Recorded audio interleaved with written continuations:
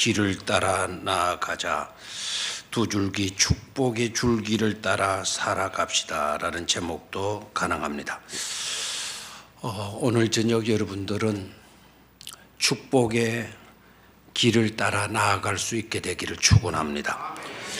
이렇게 송구 영신예배에 나올 수 있었다라는 거, 이렇게 나오셨다는 거 자체가 축복의 줄기를 따라 나아가는 삶의 모습인 줄로 믿습니다.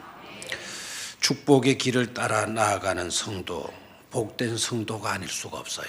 그래서 좌우에 계신 분들과 이제 낮에 약속했던 대로 지난 금요일 날 연합구역 예배 때 나누었던 인사대로 청바지 입고 오셨습니까? 그렇게 인사들을 나누시기를 바라요.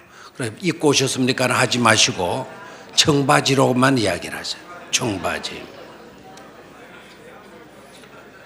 오늘 제가 깜빡했습니다. 낮에 청바지를 입고 온 사람들과 청바지를 입고 오지 않은 사람들을 내가 오늘 딱 이렇게 구분을 해서 기억하려고 했었는데 그건 또 깜빡했어요. 깜빡해서 누가 청바지를 입고 왔는지 누가 입고 오지 않았는지 제가 파악을 못했습니다. 혹시 저녁 시간에 지난 금요일 날 말씀드린 대로 청바지를 입고 오신 분 한번 손 들어 보시기를 바라요. 한 분 있네요? 한 분 있는데 근데 길상 집사는 금요일 날 오지도 않았는데 청바지 입고 왔다고? 아이고 굉장하네. 자, 청바지. 청춘은 바로 지금부터다 이거예요. 청춘은 바로 지금부터다. 좋아요, 안 좋아요? 축복의 길을 따라 나아가는 사람, 그들의 삶은 청바지예요. 청춘은 바로 지금부터 시작되게 되는 줄로 믿습니다. 영국 사람들 중에 아프리카를 탐험한 대표적인 두 인물이 있어요. 한 분은 세실 로즈라고 하는 분이고 또 한 분은 영국이 낳은 너무나도 위대한 사람이죠. 데이비드 리빙스턴이라고 하는 두 사람을 꼽게 됩니다. 영국이 낳은 아프리카의 대탐험가들이죠. 세실 로즈라고 하는 이 탐험가는 남아프리카에 가서 황금 전쟁을 일으켜요. 그래서 수십만 명을 전쟁을 통해서 죽이게 되고 그리고 막강한 황금을 얻어서 돌아오시게 돼요. 세실 로즈라고 하는 분이요.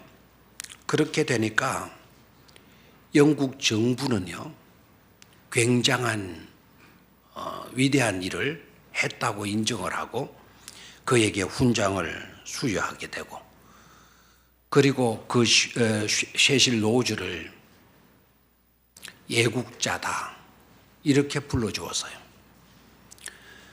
그런데 데이비드 리빙스턴이라고 하는 이분은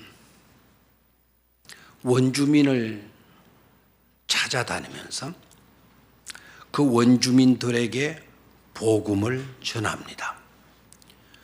그리고 황금이나 어떤 다이아몬드 하나 얻어서 영국으로 가지고 들어가지를 못했습니다. 영국이 여러 나라들을 정복하고 여러 국가들을 식민지로 삼은 것에 대해서 이분은 반대를 했어요. 그 일로 인하여서 반역자로 취급을 받았습니다. 세실 로즈라고 하는 사람은 정부로부터 훈장도 받았죠. 애국자라고 하는 칭호를 얻게 되어졌죠. 그래서 그의 삶은 화려한 삶을 산 사람으로 우리가 말할 수가 있겠고 또 한편으로는 욕망의 사람이었다라고 평할 수도 있겠죠. 반면에 데이비드 리빙스턴이라고 하는 이 사람은 세실 로즈와는 달리 초라한 삶을 산 사람들이에요. 산 사람들이 아니고 산 사람의 아프리카 밀림 천막 속에서 외로이 무릎 꿇고 기도하는 모습으로 데이비드 리빙스턴은 숨을 거두게 돼요. 참으로 안타깝죠. 그런데 문제는 후대 역사가들의 평가입니다. 역사가 흐르고 난 뒤에 역사가들은 세실 로즈를 존경하지 않았습니다. 그리고 후대 역사가들은 데이비드 리빙스턴을 존경하게 되어졌습니다. 그리고 세실 로즈가 묻혀있는 무덤가에는 폐허가 되어져서 아주 삭막하기 이루 말할 수 없게 되어졌고, 반면에 데이비드 리빙스턴이 묻혀있는 웨스트민스터 사원, 그 사원의 리빙스턴의 무덤 앞에는 항상 끊임없이 꽃다발이 놓여져 있게 되어졌습니다. 지금도 우리는 세실 로즈를 기억하는 사람은 없어요. 저도 이분 몰랐습니다. 반면에 데이비드 리빙스턴은 저는 잘 알고 있어요. 이분의 무덤도 제가 가서 무덤 앞에 서서 기도를 드린 적도 있어요. 그리고 그 무덤 밑에 누군가가 글을 써 놓았는데 그 글의 내용을 제가 읽고 감동을 먹었습니다. 리빙스턴의 시신은 이곳에 잠들고 있다. 그러나 그의 심장은 여기에 없다. Here is not. 그의 심장은 여기에 없다. 그의 심장은 어디에 있느냐? 아프리카, 그가 일일이 원주민들을 찾아다니면서 복음을 전했던 그 원주민들 마을에 그의 심장이 항아리에 담겨 있는 거죠. 리빙스턴이 아프리카 밀림 속에서 천막 속에서 기도하다가 외로이 쓸쓸히 홀로 죽어갔지만 후대의 영국 사람들이 그의 시신이라도 모셔올 수 있어야 된다. 그래가지고 리빙스턴의 시신을 모셔오려고 그 마을을 찾아갔어요. 그랬더니 그 마을 사람들이 한사코 거부하는 겁니다. 무엇을 주어도 거부하는 거예요. 학교를 세워주마, 병원을 세워주마, 이 마을을 개발시켜주마. 그래도 그 아프리카 그 원주민들이 한사코 반대한 거예요. 우리는 병원도 필요 없다. 우리는 학교도 필요 없다. 이 마을이 개발되어서 달라지는 것도 원하지 않는다. 우리를 그토록 사랑해 주신 이분,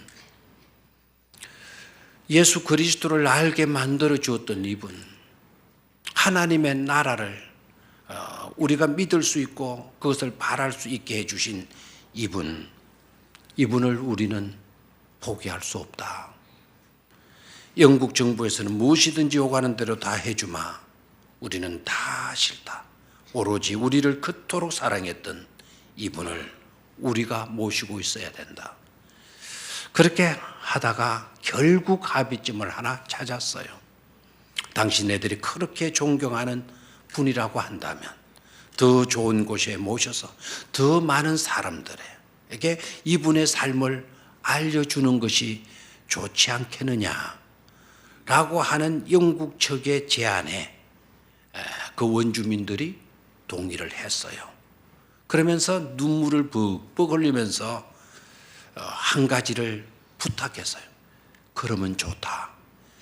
그의 시신은 가져가도록 하고 우리를 위해서 그 뛰었던 리빙스턴의 심장, 그 펄떡펄떡 뛰었던 그 사랑의 심장만 이곳에 남겨다오 부탁을 한 거예요.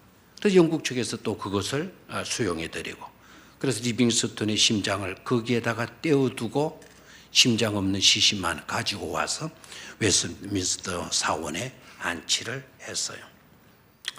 제가 서두에 셰실 로즈의 이야기와 데이비드 리빙스턴의 이야기를 언급하게 되는 것은 우리가 사는 이 세상에는 그와 같이 두 종류의 삶이 있다라는 것 때문에 그래요. 두 종류의 삶 가운데 첫 번째 삶은 자신의 욕망을 위해서 살아가는 삶입니다. 두 종류의 삶 가운데 두 번째 삶은 반면에 누군가를 축복하기 위해서 살아가는 삶입니다. 자신의 욕망을 위해 살아가는 사람들의 특징은 자신의 욕망을 이루기 위해서 타인의 삶을 파괴시킵니다. 반면에 누군가를 축복하기 위해서 살아가는 사람은 하나님의 나라를 이루기 위해서 누군가를 축복하기 위해 자신의 삶을 희생하는 그런 삶을 살아가는 것입니다. 그렇다면 우리는 여기에서 던져야 할 질문이 있어요. 그렇다면 하나님은 이 세상 역사 가운데 어떤 사람을 통해서 하나님의 뜻을 이루어 가실까요? 하는 질문이에요. 그렇다면 하나님은 어떤 사람을 통해서 이 세상 역사, 진행되는 역사 가운데서 하나님의 뜻을 이루어 가실까요? 거기에 대한 대답은 어렵지 않으리라고 봅니다. 하나님은 후자와 같은 삶을 사는 자를 통해서 His story, 그분의 이야기를 써내려 가실 줄로 믿습니다. 그런데도 안타깝게 우리들의 삶의 현실에 돌아와서 생각해 보면 수많은 사람들이 그런 축복의 길을 선택하기보다 자기 욕망의 길을 선택하고 그 길을 따라 살아가는 사람들이 훨씬 많이 눈에 띄고 있다라는 것입니다.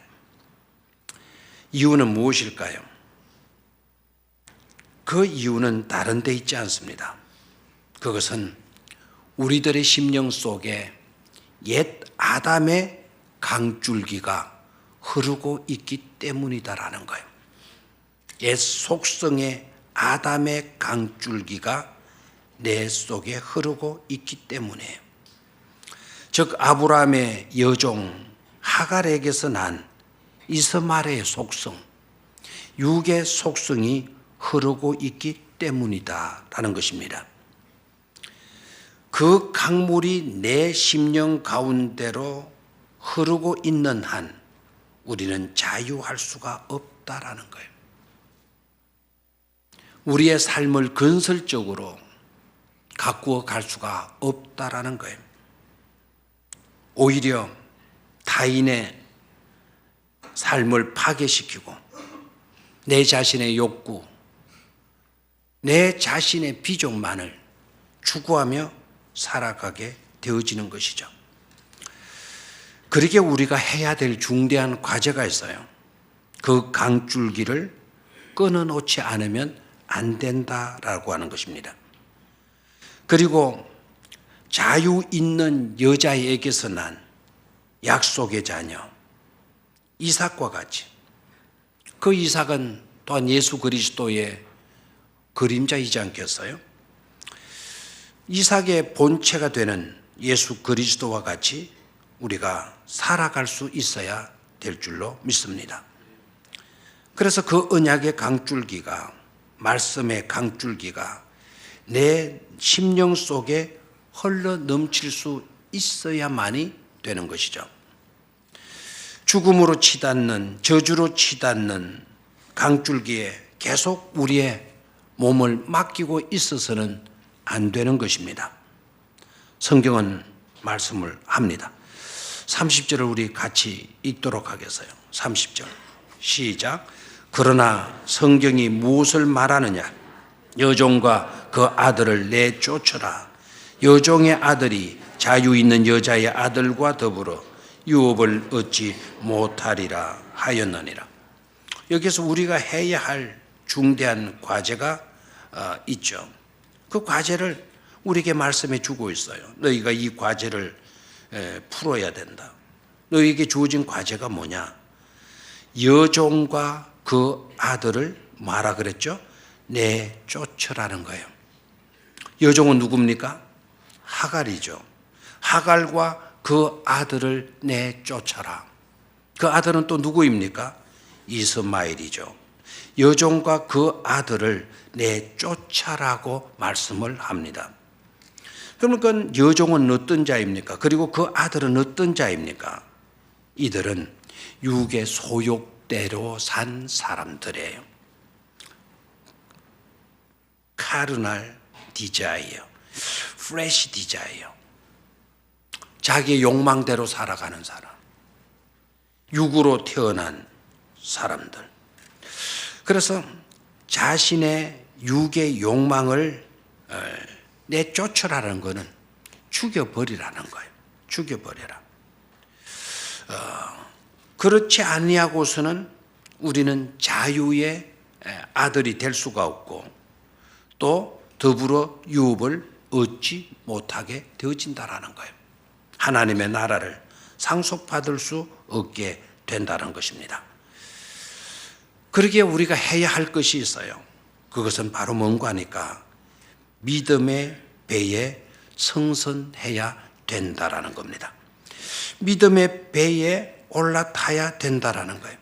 그럼 믿음의 배에 승선한다라는 것은 또 어떤 의미를 가질까요?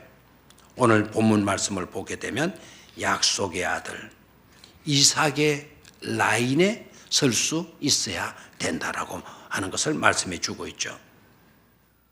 와, 아멘이 없어요? 너무 어렵나요? 자, 우리가 해야 할 것은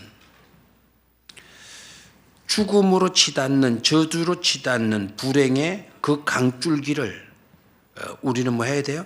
끊어야 돼요. 거기에 계속 우리의 몸을 맡겨서는 안 된다는 겁니다. 계속 그런 강줄기에 우리의 몸을 맡기게 되면 결국 죽게 만다라는 거예요. 저주 속에서 불행해질 수밖에 없다라는 거예요. 그럼 우리가 어떻게 해야 되느냐? 그 강줄기를 끊어 놓아야 돼요. 육으로 치닫는 모든 속성들을 내쫓아야 된다라는 거예요. 죽여버려야 된다라는 겁니다. 그리고 그 다음 우리가 해야 할 것은 믿음의 배에 뭐 할 수 있어야 돼요? 승선해야 된다라는 겁니다. 우리가 배를 타고 가는데 그 배가 파손되어서 침몰하게 되었다 생각해 봅시다. 우리가 타고 가는 그 배가 파손되어서 점점 물속으로 깔아앉게 되었습니다. 그러할 때 여러분 1등석에 탔다고 괜찮은 건가요?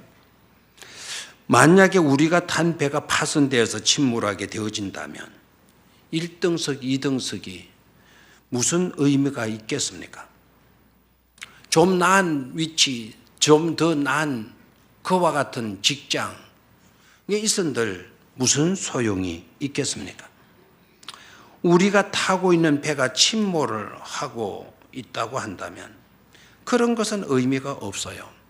지혜 있는 자라고 한다면 우리를 살리기 위해서 다가와 있는 예수 그리스도라고 하는 구조선으로 당장 갈아타야 되는 줄로 믿습니다.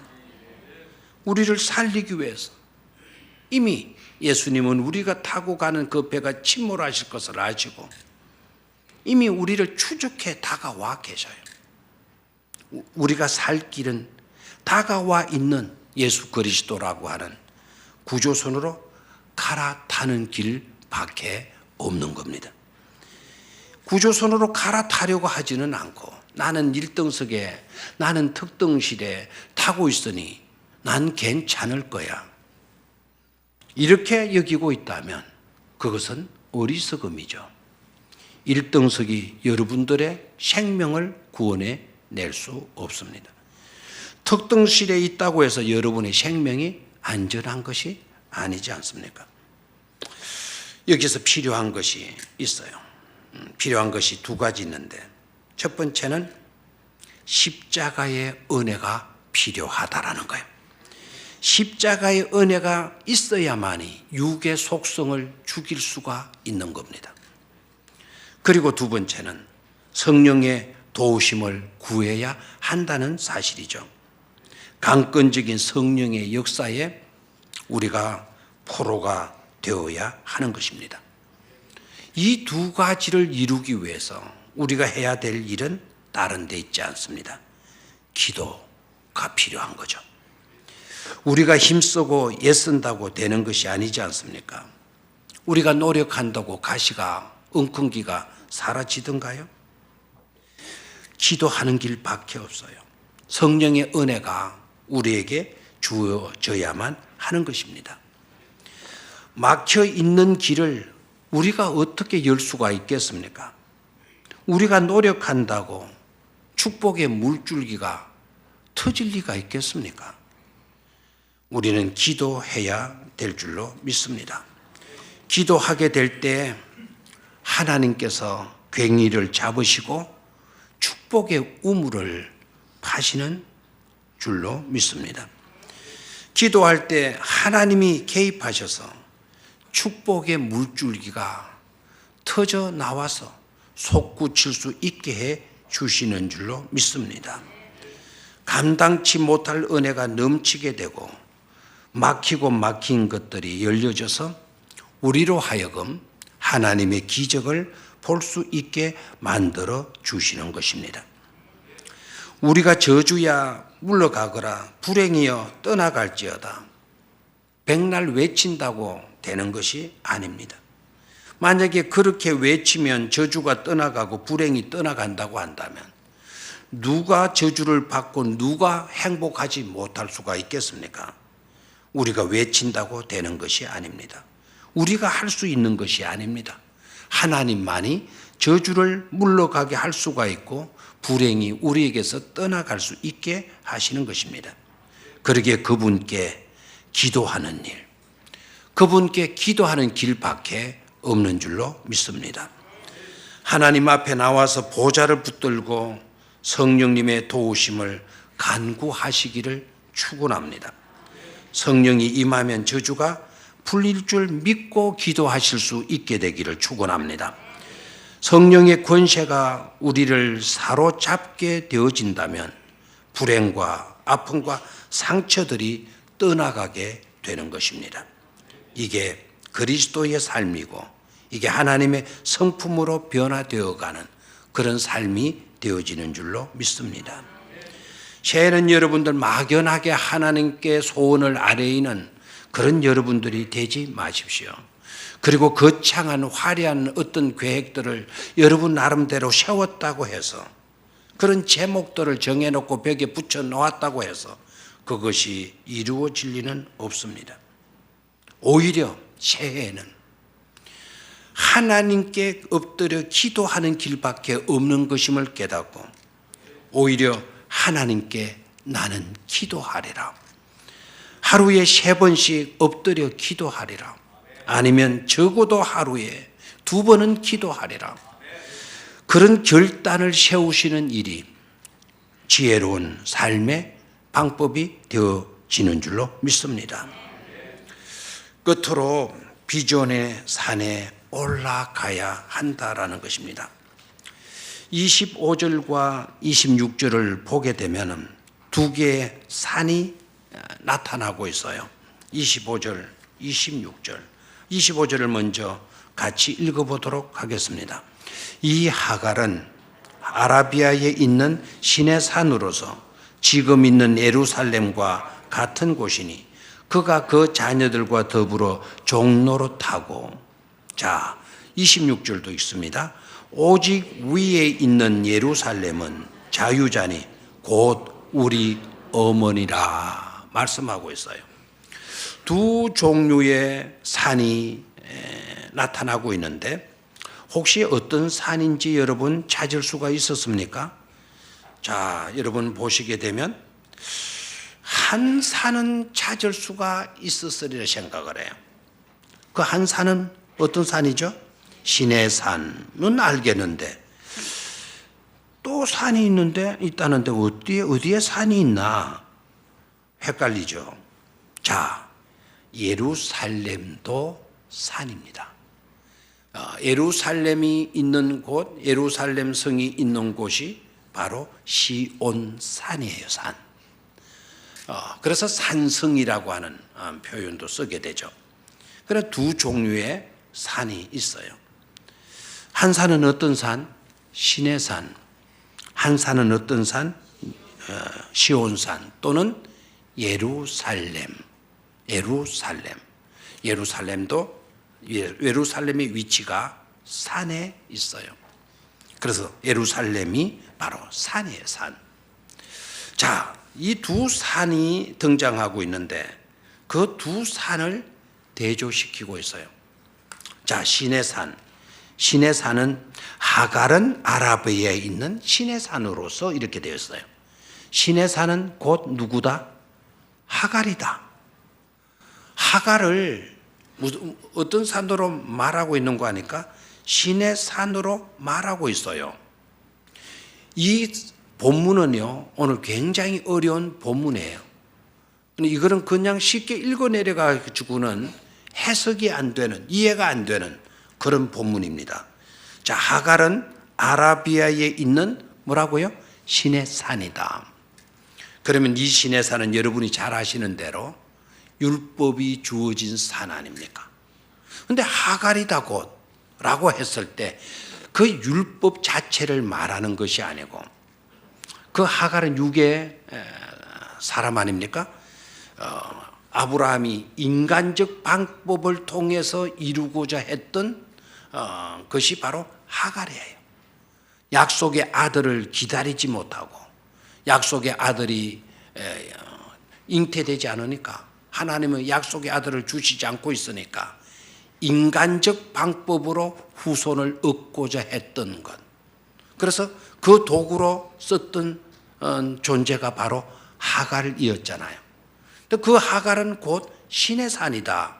그래서 하갈의 삶과 시내산을 연결 지으면 이해가 돼요. 즉 자기 성취의 산이죠. 내가 노력해서 도달하고자 하는 산이에요. 내가 노력해서 도달하고자 하는 어떤 꿈을 이루고자 하는 그런 산이에요.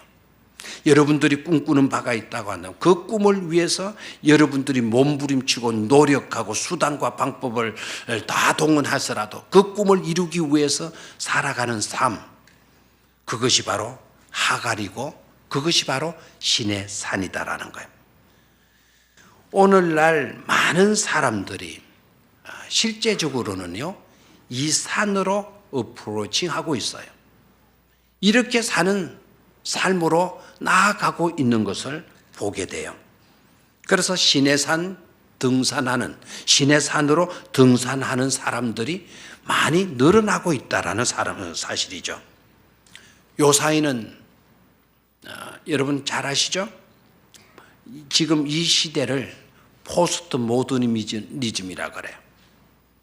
그 말은 무슨 말인가 하니까 인간이 최고가 되는, 우리가 노력하고 우리가 꿈꾸고 우리가 애쓰게 되게 되면 뭐든지 할 수 있다라고 하는 사상이에요. 다시 말하면 신의 산으로 등산하자는 거예요. 하갈의 줄기를 따라서 나아가는 삶의 모습들이에요. 그런데 여러분 속지 말아야 돼요.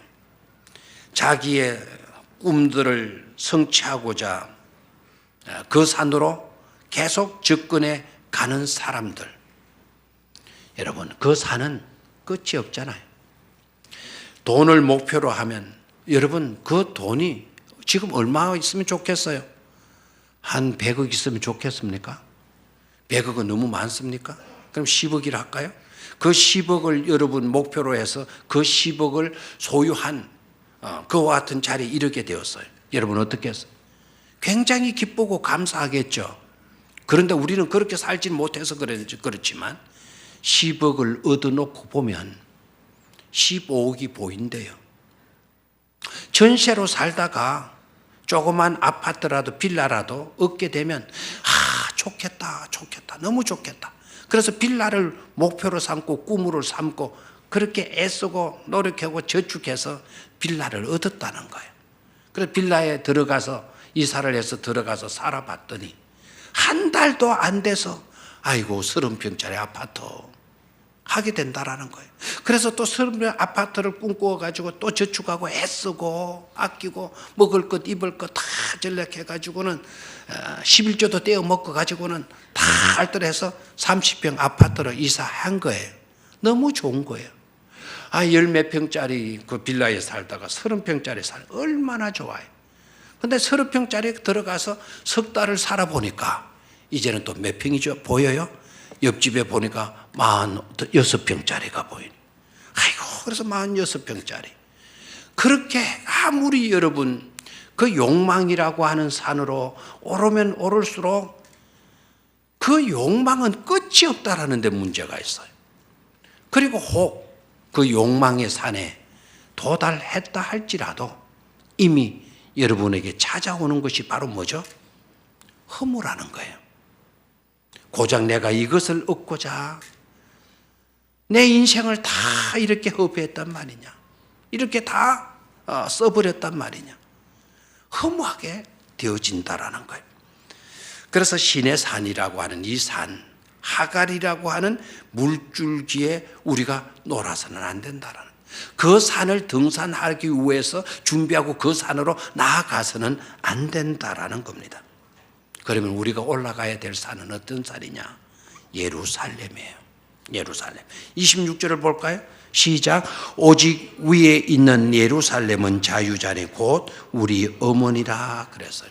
이 구절도 여러분 해석을 잘 들으셔야 돼요.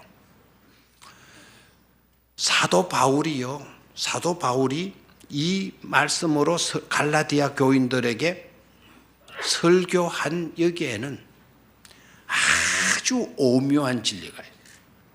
굉장히 어려운 설교를 갈라디아 교인들에게 하고 있죠. 오직 위에 있는 예루살렘 그랬어요. 위에 있는 예루살렘은 자유자니 곧 우리 어머니다. 그러면 위에 있는 예루살렘은 어떤 곳이냐? 곧 하나님 나라에 있는 예루살렘을 말하게 되는 거예요.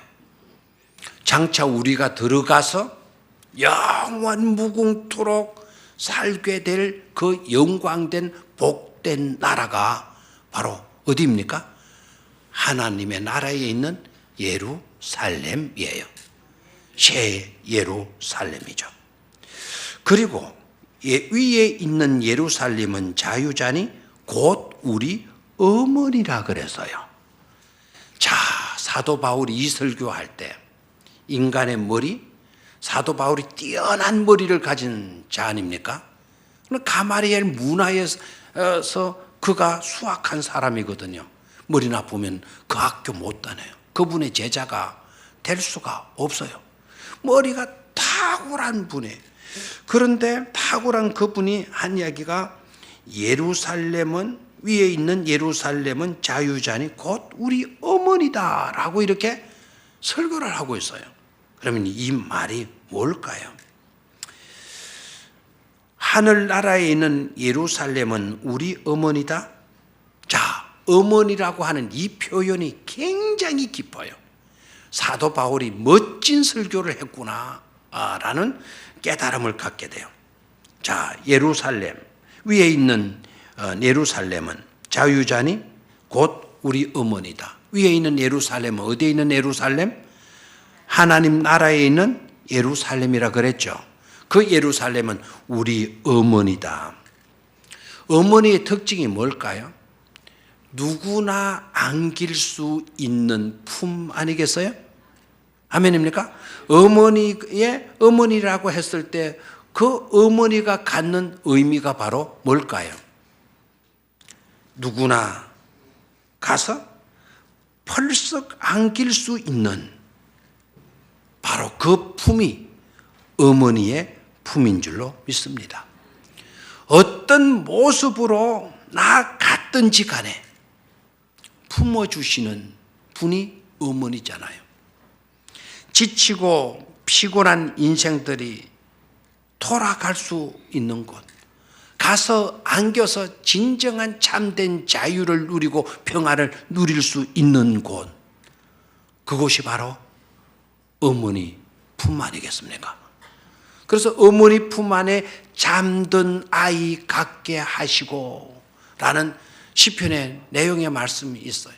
어머니 품 안에 잠들고 있는 아이와 같게 하시고 평안하니까 온갖 염려, 근심, 걱정 다 어머니 품에 안기게 되게 되면 사라지게 되어지니까 그 가운데 피곤도 그 가운데 있는 지침도 어머니 품에 안기는 순간 그 모든 피곤도 다 사라지게 되는 그런 은혜가 있는 곳이 바로 어머니 품 아니겠어요?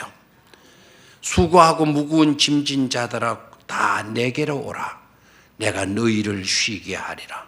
그 어머니 품이 곧 예수 그리스도의 품인 줄로 믿습니다. 시온산을 향해 우리는 올라가야 합니다.